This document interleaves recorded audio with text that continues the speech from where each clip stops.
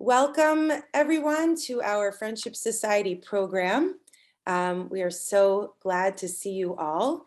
I would like to particularly welcome the Cogans, who are the parents of Josh Cogan, one of our speakers this evening, and Jerry Leaner, who is the father of our Musmach, John Leaner.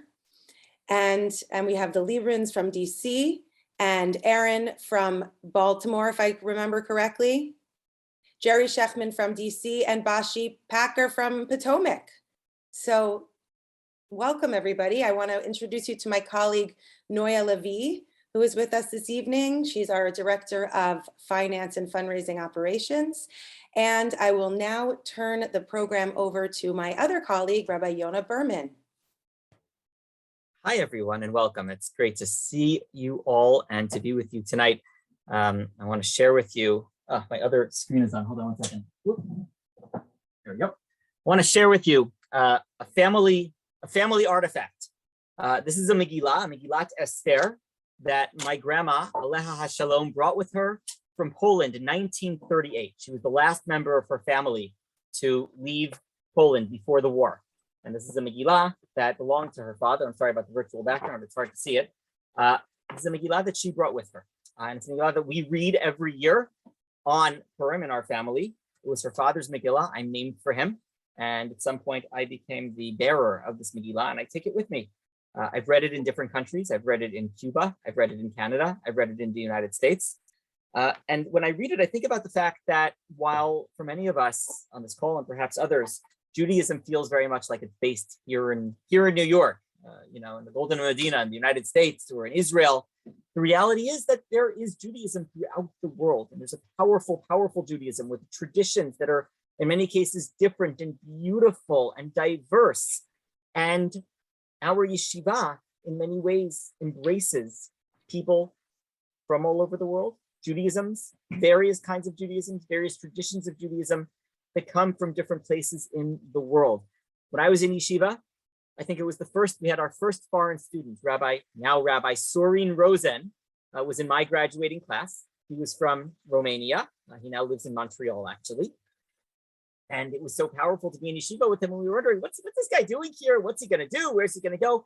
A few years later, when I was actually living in Montreal, where I was getting to know Dvir, who's on the call with us tonight, I went and I visited now Rabbi Sorin Rosen, who became the chief rabbi of Romania. And I spent a Shabbat with him in Bucharest. And I got to understand this Judaism, this Chovevei Judaism, this shlichut, this sense of ownership that we have over bringing Judaism to the world around us. We're training rabbis who belong in different communities and allowing them to go back to those communities, allowing them to connect with the diversity of the Jewish community from whence they came. And so tonight we have the opportunity to welcome all of you, first of all, and to help introduce you to three of our amazing students who come from different countries. One from Canada, one from the United Kingdom, and one from Mexico. Individuals who each bring their uniqueness and their communal background to our yeshiva. And it's a pleasure to have them with us in the yeshiva. And I'm sure you'll discover, even if you're their parents, you'll discover the others, you'll discover the beauty of YCT in each of them tonight. And so without further ado, I'd like to offer an opportunity for them to introduce themselves to us and to ask them to please explain to us a little bit about their background. How does their background, your Canadian background, your British background, your Mexican background, influence your career choice and your choice of being at YCT? We'll start tonight with Dvir. You've already unmuted yourself. Take us away. Thank you, Rav Yonah. So my name is Dvir. I was born in Sweden, and I grew up in Canada, Montreal. But I came to the rabbinate from a family whose rabbinate was cosmopolitan and held pulpits around the world, in Latin America, through Europe. And for me, a borderless rabbinate is one that really speaks to being able to bridge gaps beyond language, beyond conversations of specific cultures, but universal experience and feelings.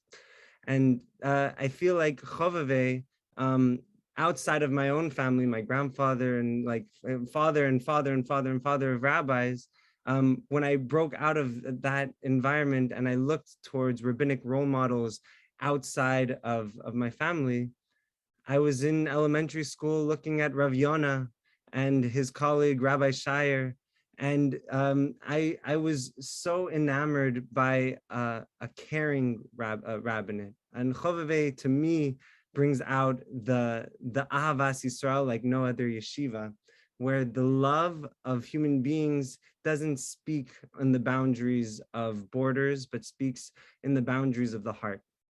And so that's kind of what brought me to Chovevei. But I also I'm excited to be here to see like that the boundaries of Zoom and the boundaries of like flattening international walls through the internet brings us opportunities to all be convening in this virtual space.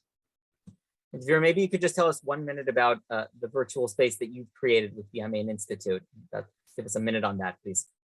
So this year we've created a beautiful initiative, the Amen Institute, that brings together artists and rabbis from around the world. Last week we had 2 British artist rabbi pairing. 3 weeks ago we had an Israeli artist rabbi pairing, and this week we have a Canadian artist rabbi pairing. So it's taking that same idea of breaking down boundaries, but each week we feature a different artist and we bring together Torah and art that allows for international narratives and also spanning age demographics and all sorts of their life experiences come together in the Torah that they bring and in the art. Wow, that is so beautiful. And it's amazing to see the reach that you've had already in your pre-rabbi years, and very, very special. And thanks for the shout out. It was great to get to know you while you were growing up as well. Josh, can you share with us a little bit about your own journey, please? Sure. Thank you. Hi. You can say hi to your parents while you're doing that. Yeah. My name is Josh Gogan. I was born and raised in a very, very small town called Mexico City, where more than 22 million people live, and among them, 65,000 Jews.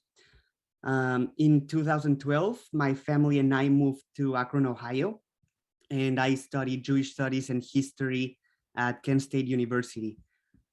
Going back to when I used to live in Mexico, when I was 12 years old, I started to study for my bar mitzvah, and classes were held on Mondays and Wednesdays. I remember how excited I was for my first class. And I remember our teacher taught us the first 4 blessings of the morning service. I'm not sure why, but I just loved what we learned. I went back home and I recited these 4 blessings over and over and over and over again to my family. And so when I went back to our second class on Wednesday, I already knew the first 4 by heart. So this cycle repeated itself over the next couple of weeks, and my rabbi noticed, and he said to me, "Josh, I can see how thirsty you are, and I'd like to propose something to you. On Mondays, I would like to teach you privately, and on Wednesdays, you may continue learning with your classmates." And so every Monday that year, I met with my rabbi one-on-one.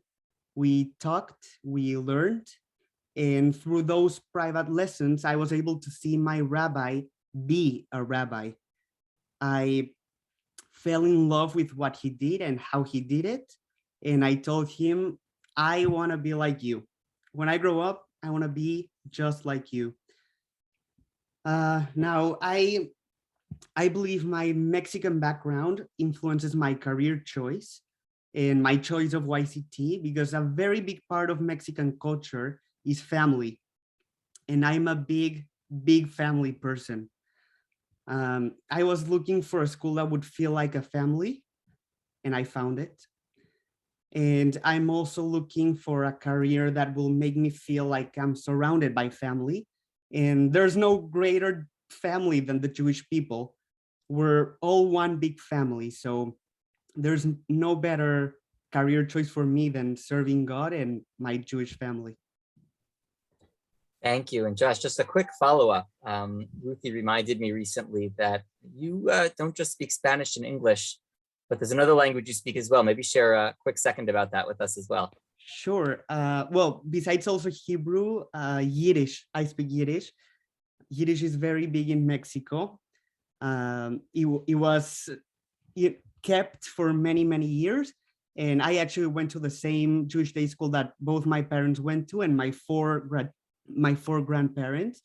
And Yiddish has always been taught in that school. So yeah, it's my favorite language. It's beautiful. It's something that I recently learned about you that I really appreciate. Adam, how's your English?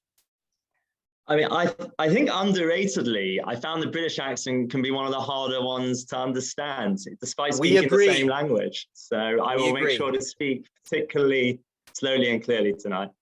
Yeah, thank you everyone for coming to this and to hearing our stories. I'm from London initially, but there's also a bit of an Australian tinge you may hear, because I sort of grew up in London and then ended up rotating in my Jewish educational experiences between London and Sydney. And for the most part, I was really carrying out experiential initiatives, whether it was camps for the high schools I was working in, or whether it was leading Poland trips and Israel trips. I was really part of the experiences that students tend to find, I would say, the most enriching, especially when they came to graduation. They would always talk about those highlight moments. And yet I found there was this horrible dichotomy between the way they felt about their experiential Jewish education compared to their formal Jewish education. And I sort of couldn't, it was sort of eating away at me. And I couldn't just stand by and continue in the one part with these highlight moments and then send them back to 51 weeks of the year. And there was, for at least a large number of the students, a certain resentment towards the rest of their Jewish experience. Their Judaism had become a classroom subject contained within four walls. And I decided in that moment that I was going to shift more towards the classroom. And I started to combine the two. And that was actually my most recent contract in the high school in Australia. I was really trying to combine bringing the experiential to the classroom, because I really believe that can be achieved. You can turn it into a whole other world. And bringing the classroom and a bit more rigor and a bit more content to the experiential as well. And just to finish, in terms of so far, everything I've said, it explains my passion maybe for Jewish education, but why specifically YCT? And I'm going to pick a very transformative month for me. It was July 2019. And two things happened, but they overlapped in the most powerful way. I was leading my 9th Poland trip. And on the eve of the trip, many of the participants discovered the tragic news that one of their closest friends had actually taken his own life. And it became very clear very quickly that the boy had been struggling with his sexuality, and he felt he just had no one to turn to in the Orthodox world that he'd grown up in. And we got back a week later, and it had been an enriching trip, and this had obviously been weighing everyone down. But without being able to even stop, later that day, I happened to be meeting up with a former student, and that boy, Jake Samson, I'd been on an Israel trip with him in 2013, but I hadn't seen him since 2015 when he came out to me very early on. He barely told anyone he was gay. He'd been keeping it inside in this Orthodox school. And he told me, and he actually, I believe there's a really special reason he came to me. And this is what I'm going to finish with. As his Orthodox like sort of representative in that world, for him, I was that definitive voice on behalf of that world. And in that situation, our response as leaders, educators, madrichim, it even lets young people like Jake confirm their deep-rooted insecurities they've been battling with for years, or finally lets them be liberated from them. Our response will tell them whether their desperate wish to feel a sense of belonging in the Jewish community is compatible with a sense of belonging in their own skin. But there's one problem, which is that's great as madrichim, as leaders, as educators, but let's be real, who gives the best validation? In the Jewish world, it's going to be the rabbis. They have the most authority. So we need to get as many of those open-minded, understanding people who can be voices for those young people struggling with things like that. We need to get them in the rabbinical sphere. And that's what hit me. And that was why I decided there was nowhere better to join than YCT, and no one who would understand that understanding I was finally getting to than an institution like YCT. That's so powerful. Adam, if I could ask you just to follow up, I know that you have a family relationship with Rabbi Jonathan Sachs, alav hashalom. Can you just discuss a little bit about how his Torah, his legacy has brought you here, and maybe also explain your connection to him? Sure. I'm actually just going to repeat in a couple of sentences exactly what really hit me after he passed away. I should probably start by saying how I'm connected to him actually. So it's not really a blood relative, but it was close enough that he spoke at our bar mitzvahs, my brother's weddings. It was very special to see him at family occasions. His brother, Alan Sachs, married my auntie, Judith, my dad's sister. And what I said after he passed away, and this to me really defined what I took from him the most and what I think the Jewish world took from him and why he was so special. I find many communities, they veer too far to one of the following two extremes. They either go for really focusing on intellectual Judaism or emotional Judaism.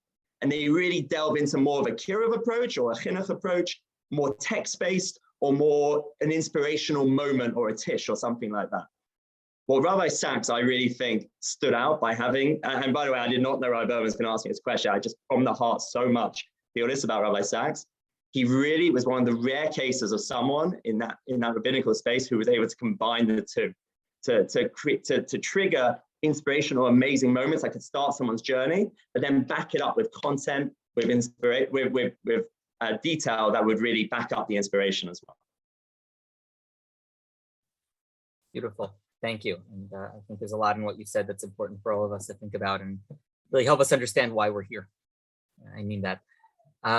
I'll ask any of you who wants to say something just to speak about what's it like to be in New York City.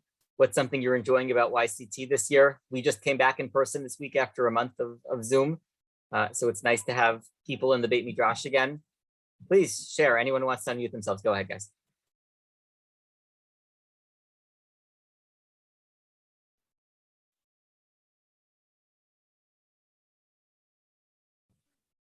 Thea, you've unmuted. Are you sharing? Yeah. Or? Sure. Yeah. So yeah, I feel like YCT being in New York, the in-person experience allows for the yeshiva not to exist just within the Dalet Amud of class time and everything, but we're able to have Shabbatot with each other, and that the time that permeates beyond the Sfarim, I think is something that I've really come to appreciate and come to bond with my fellow Rabbeim who are one day going to be my fellow colleagues.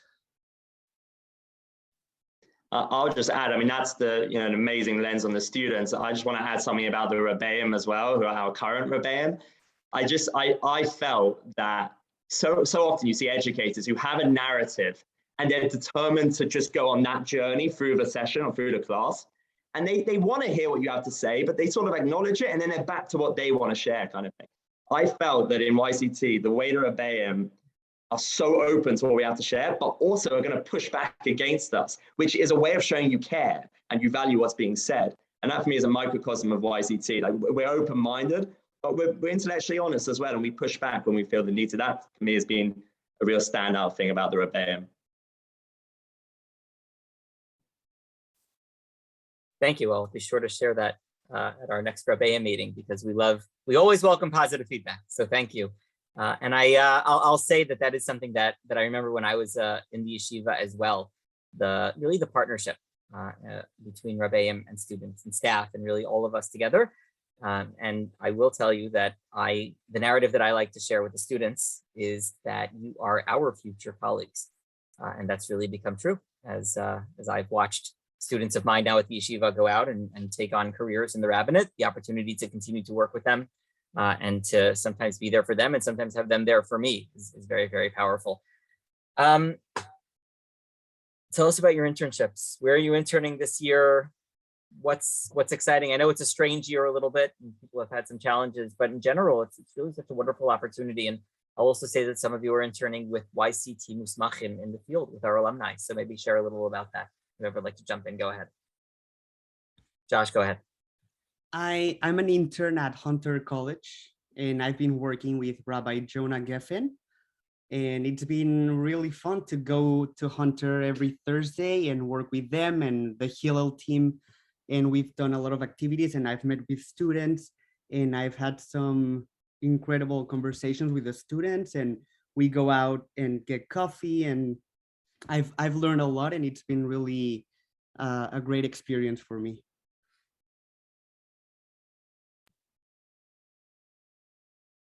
I've had the real fortune of working under the wings of Rabbi Uri Topolovsky in Maryland. YCT class of 2005. And with Rabbi Uri Topolovsky, something that I've been able to really draw out in my own rabbinate is the ruach that he brings. That's something that I'm really trying to learn on how to cultivate in the time that I have working with artists. How do I bring out spirit? How do I bring out energy that speaks to the heart and soul of the Torah? And that Rav Uri Topolovsky comes with just incredible energy that moves people, whether it's a 4-year-old or an 80-year-old, like everyone, he shakes the room with his ruach, with his energy and his positivity. And so I just in being able to be in his proximity, I've garnered so much. Rav Uri's at Berman Academy as well, where there are now 3 YCT Musmachim serving together. Rabbi Jason Goldstein, Rabbi Dan Margulies, and Rabbi Topolovsky. So it's a powerful place, and his shul is based in that school. So it's a real community building model as well. Adam, what are you doing this year? So I started off the year with Lincoln Square Shul. I spoke there on Rosh Hashanah, which was really a special experience, and did a few other things since then with them. And I'm also now being in conversation with Rav Shmuley Yankelovitz, who I hope class of, can you do it, over? And I'm not sure what year he graduated. 2010. I was about to say 10. Thank you, Ruti. There you go. Sorry for testing you live. I just have to tell you, if you ever have a chance to have coffee with Ravavi, I think, Steve, you probably know this.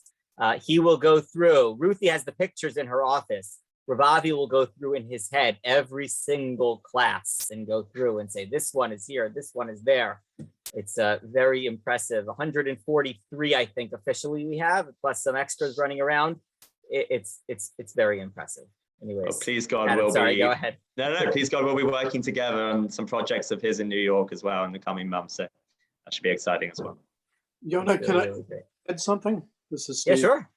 Since you're doing YCT Connections, Rabbi Shmuley is going to be the scholar in residence this year at Beth Shalom, which has 2 YCT rabbis, Rabbi Nissen Antin and Rabbi Eitan Cooper. Our family does a Shabbaton every year in memory of my father and my wife's father. And past scholars in residence have included Rabbi Sachs, Rabbi Riskin, Rabbi Weiss, Haskell Luckstein, It's Greenberg, and now for the first time we're going to the younger generation, and we have Rav Shmuley coming in as the scholar in residence in May. So nice continuity. You must feel so proud, Steve. Steve, you must feel so, and Sharon, you must feel so proud. Yeah, we're looking forward to this a lot. Very special. So everyone knows, Beth Shalom in Potomac, as Steve and Sharon mentioned, is the home shul of 2 YCT Musmachim, Rabbi Nissen Antin, and Rabbi Eitan Cooper is the associate rabbi, and they're a wonderful duo.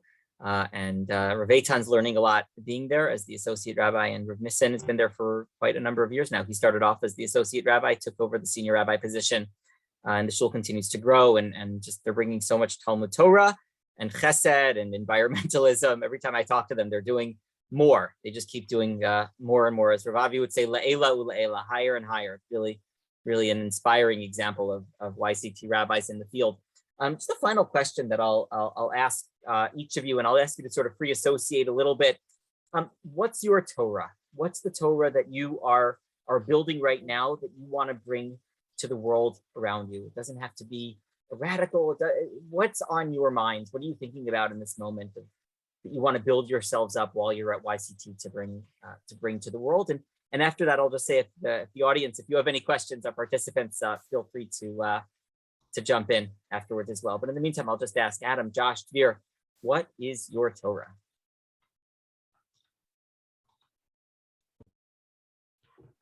I'll jump in.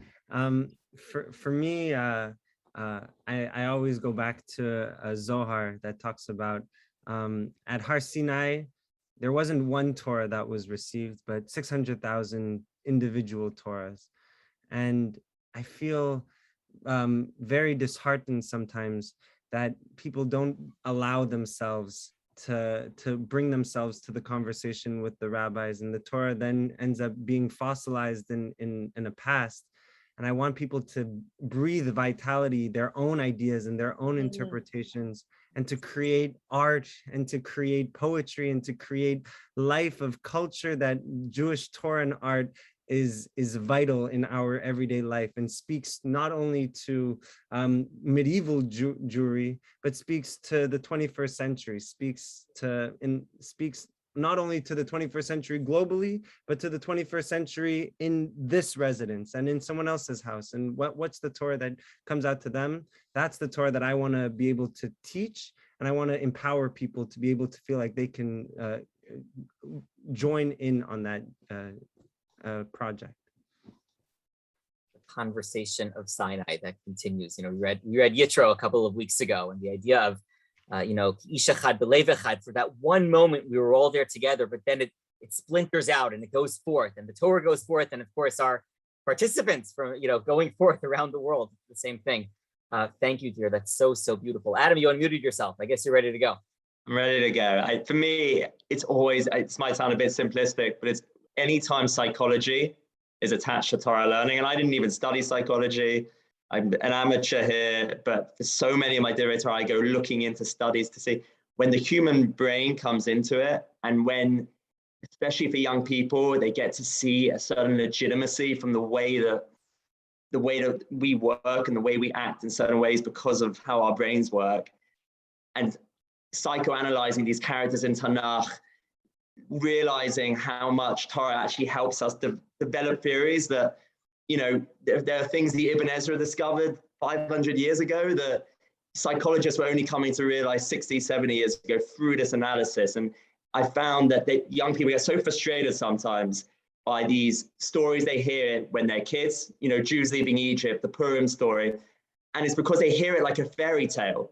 And it's not about showing them that every detail has to be true, but it's about doing it in a way that we increase the level of what we're targeting at them. It doesn't continue to be a 5-year-old understanding. We really bring in things like psychology to bring it up a level in their appreciation of it. That's so true. When we talk about our Rabbeim, and I'll include myself in the category of our, not speaking about myself here, but about the Rabbeim that you and I share in this yeshiva, Rabbi Katz, Rabbi Linzer, Rabbi Reznikov. These are people who can speak to everyone and are able to take Torah and bring it to all of those different levels. And it's amazing to read their writings and hear them speaking, because there's something in it for everyone. And Adam, I know that that's your educational philosophy, as you mentioned earlier, and hearing you articulate that so beautifully is really wonderful. So thank you. And Josh, go ahead. In Mexico City, the Jewish community is very divided, very, very divided. So when my family and I moved to Akron, Ohio, I remember we went to an event in our Shul, and this event was open to everybody, to all the Jews of Akron, regardless of where you belong. And we were very impressed, my parents and I and my brothers, we were very, very moved by this. And I remember we went to my rabbi, who was an Orthodox rabbi, and he said, like, this is incredible. How can this happen? Like, you brought all these Jews together. And what he said, I have never forgotten. He said, I love every Jew. And that's my Torah. I love every Jew. I have never forgotten and will never forget. And that's a lesson that he taught us. And it's a lesson that I want to teach to love all Jews. It's hard to top that. Thank you. I'll open up the room right now. If anyone has questions, bevakasha, feel free to unmute yourselves and share. And while we're doing that, I'm also going to welcome Karen Kahana, Dvir's Ima, who is joining us from Montreal.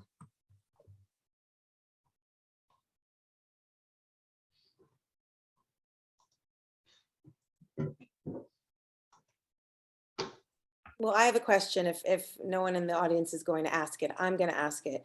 Guys, it sounds all nice and lovely and everything is hunky-dory at YCT. I want to know what has been hard for you. What was a moment of discomfort, pushing you out of your comfort zone? What was really hard? And then, because we want to shift to the positive, what has been a surprising, fun, joyful moment? Adam Cohen. I'm going to link the two if that's okay, because for me, I didn't come in, I think, looking at my peers, I think I didn't have naturally the same sort of outlook or hashkafa, as we might call it, as a lot of my YCT peers. I think YCT is an open Orthodox institution. It leans more to the left. I think a lot of my peers naturally share that outlook, those beliefs. I didn't come in necessarily with that as strong a feeling. Yes, I gave the example at the beginning, but it wasn't the world I was a part of, and it wasn't really where my brain had necessarily always gone. But with that challenge, aside from the fact that I've learned to seriously add a lot of respect now towards that whole approach and to take on a lot more of it myself, it also becomes a lot easier when you disagree, when you maybe have a certain discomfort with someone else's viewpoint. When you're actually exposed to them and you have a personal relationship that's built over time, suddenly disagreeing doesn't seem so bad. It doesn't seem so personal anymore. There is so much conflict happening between people who might consider themselves left and people who consider themselves right. And a big part of that is because they're in echo chambers where they're rarely coming into contact with each other. I've entered a world that I may have not naturally veered to, but through being surrounded by these people, I'm able to now really be exposed to viewpoints that aren't necessarily always my own. And those discussions are so fruitful and so not personal, but rather to really try and achieve the greater good. And that for me has been a big challenge, but one that's really been a positive outcome because of it.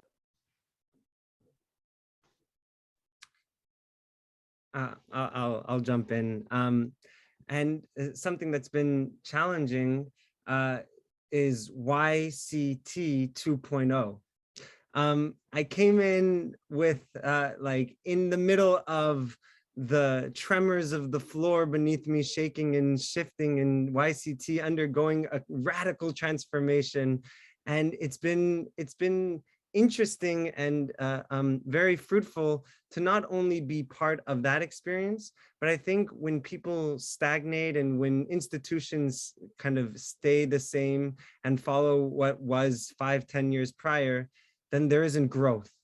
And being able to be part of that made me feel like I was part of YCT 1.0 at the very beginnings when Rav Avi was gathering people and bringing it all together. I feel like this experience has been something similar with so much excitement, and that's been very surprising. And what it's also been able to do for me is that a lot of what was in the YCT 1.0 model was bringing out traditional institutional models of rabbis in pulpits, and the spirit of Jewish entrepreneurialism, spiritual care that is innovative, has been very exciting. That it gave me the opportunity. Last year, I took a course with Klal, Leading Through Innovation, and it just opened my mind to the possibilities. And without that experience and without that opportunity that YCT has given to me, I wouldn't have been able to have even imagined the possibilities of what the Amen Institute has become this year. Josh, go ahead. I know you have something on your mind. Sure. I faced two challenges. The first one is, of course, being far away from my family, from my parents. And the second one, I grew up terrified of public speaking, even though it sounds funny because I want to be a rabbi, but public speaking always made me very uncomfortable.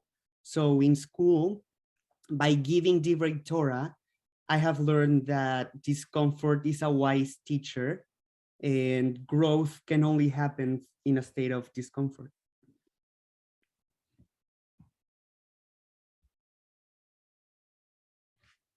That's so powerful. And truth is, it's the notion of growth in moments of tension is so powerful.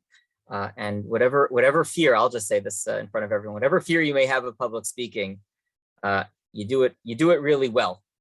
So whatever you're doing is working, and we're here to keep pushing you forward on that path. So thank you, Josh, for being open.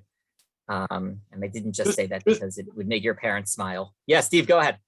Just remember the one key rule for synagogue rabbis here, Devar Torah. If there's a kiddush waiting, a short Devar Torah can never be a bad one. No one will ever remember if you said more. They'll just remember that you said too much. Is my version of that. So, and any and all of the above. I guess the kiddushes are still good in Potomac. So thank you, Steve.